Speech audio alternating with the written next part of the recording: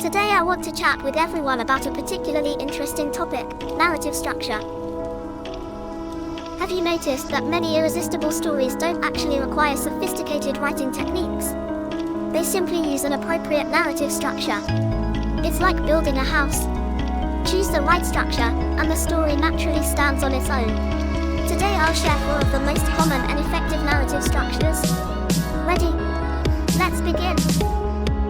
First is the simplest linear structure, cause process result. It's clear and straightforward. Readers understand it at a glance. For example, The Shawshank Redemption is a typical linear structure, but linear structures can also be complex. You can have 2 storylines running simultaneously that eventually converge.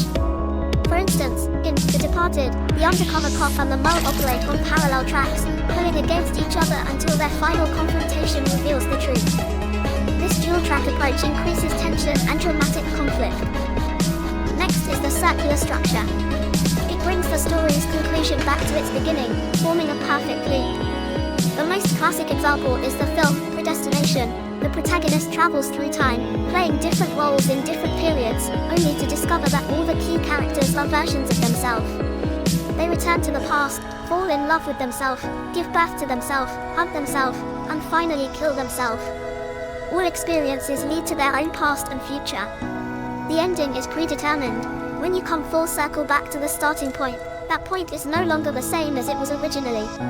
It becomes more thought-provoking, suitable for expressing themes like time loops and historical cycles. The third type is the puzzle structure, particularly suitable for mystery and detective stories. First, map out the complete storyline, then scramble the information, presenting only fragments to the reader. Readers must piece these fragments together like a puzzle to reconstruct the full picture of the story. The most classic examples are the films Memento and Gone Girl. The directors arrange chronological and reverse sequences in a mixed order, leaving questions after each clue. As you try to find answers, you encounter even more questions. Before you know it, you're actively participating in solving the mystery. The final type is the temporal structure, which has 3 main approaches.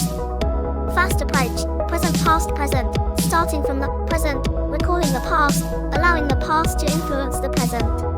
Suitable for stories where the past determines the present. Second approach, past present future, beginning in the past, developing to the present, extending into the future. Suitable for showcasing character growth or event development. Third approach, present plus past future, parallel 2 timelines running simultaneously, switching between different points in time. For example, in Interstellar, Cooper observes the past and future from the 5th dimension, with 2 timelines providing clues in parallel.